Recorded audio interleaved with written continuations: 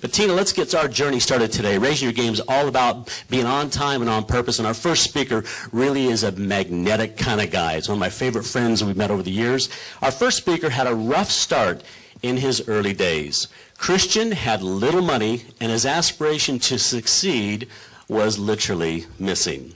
However, he made some simple transformations in his attitude and applied several life strategies which made an amazing difference to his productivity and results.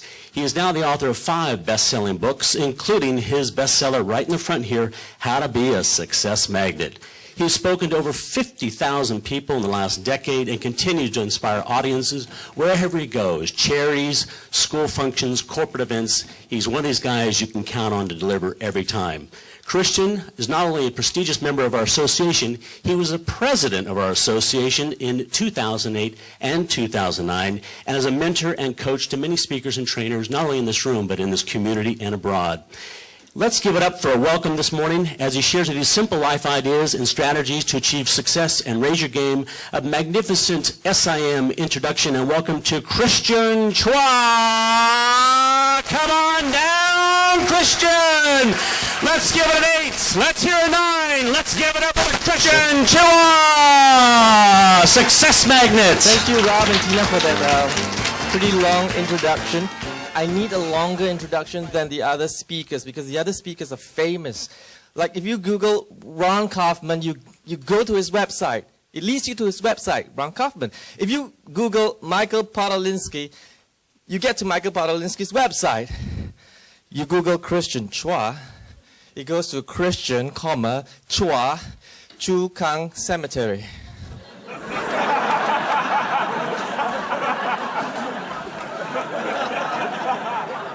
Are you ready to raise your game?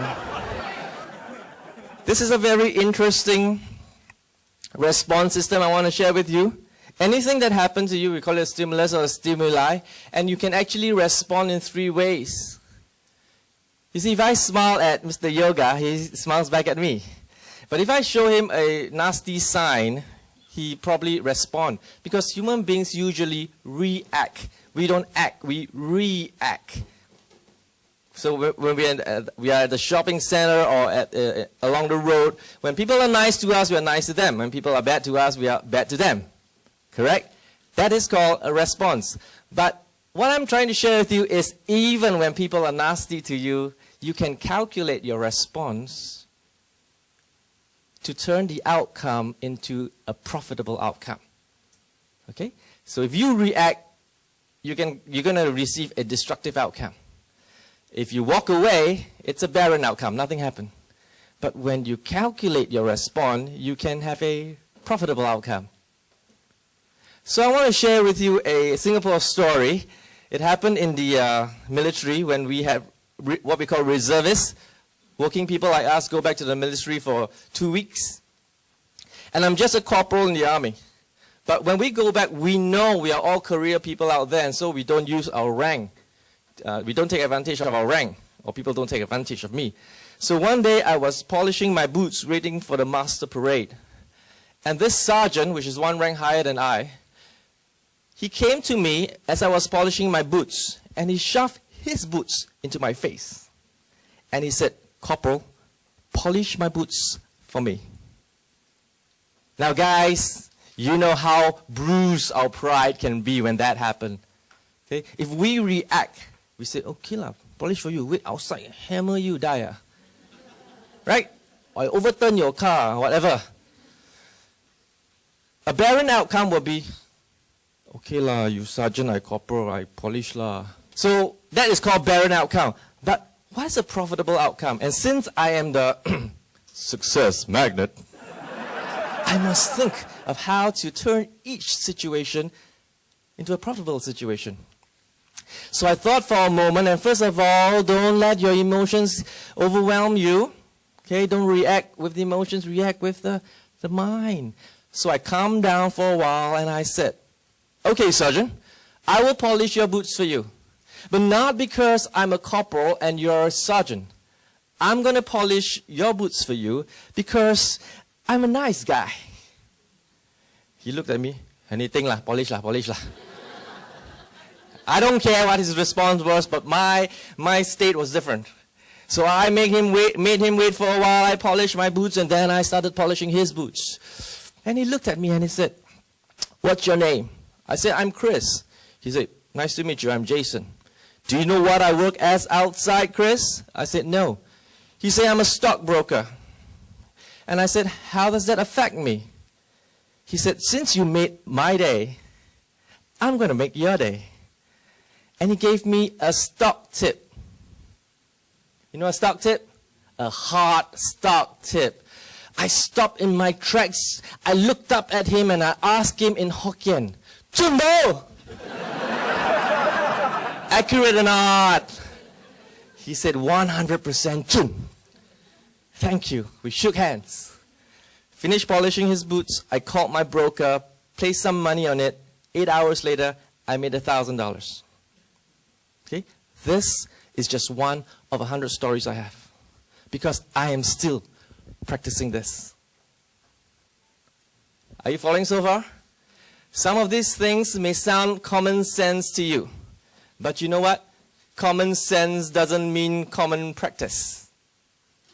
A lot of things we know, a lot of things we don't apply. I wrote this book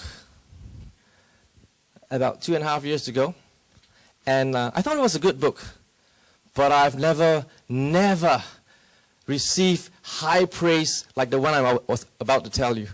I was at the HR conference, and this American lady bought this book. And the next day she came back again, and she bought 2 books, 2 more books. I said, "Ma'am, why do you need so many books? Like one for each eye?" And she said, "Christian, this is a very good book.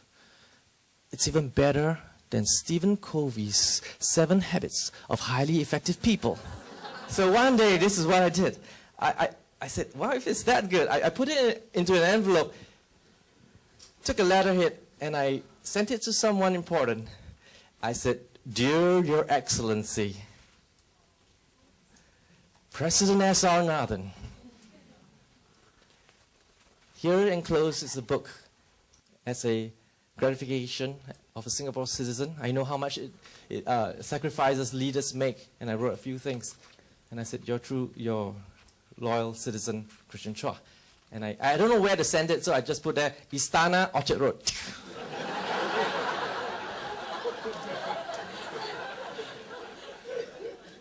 Two weeks later, the postman came, and he horned. "Pop, pop." I said, "Brother, just put it inside the letterbox." He said, "Cannot. Today you must come.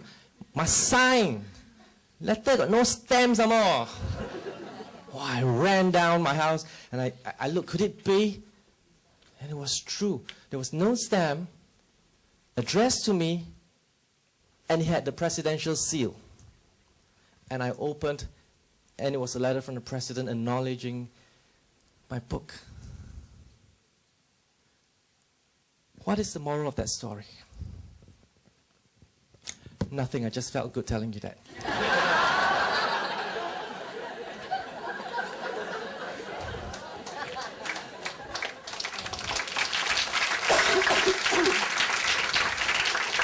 So I hope you enjoyed yourself. I wish you every blessing that this life could bring you.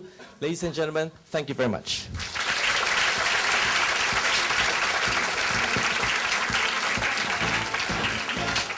Very good, ladies and gentlemen. Christian Chua once again. Woohoo! Now, Christian, I've got to come up here. It's never easy being the first speaker, so this is absolutely wonderful. And I've got to say that just in wrapping up in Christian's performance, Christian is living proof that success can be designed. Would you agree? Indeed. He's living proof that it can be designed, and he practiced what he preaches. He really does a wonderful job, and it's been so wonderful to know about your great journey. We wish you all the very best. 2 last things, ladies and gentlemen. Would you please put up both hands like this? Both hands. Yeah. Likeability factor, Christian Chua, 10 out of 10.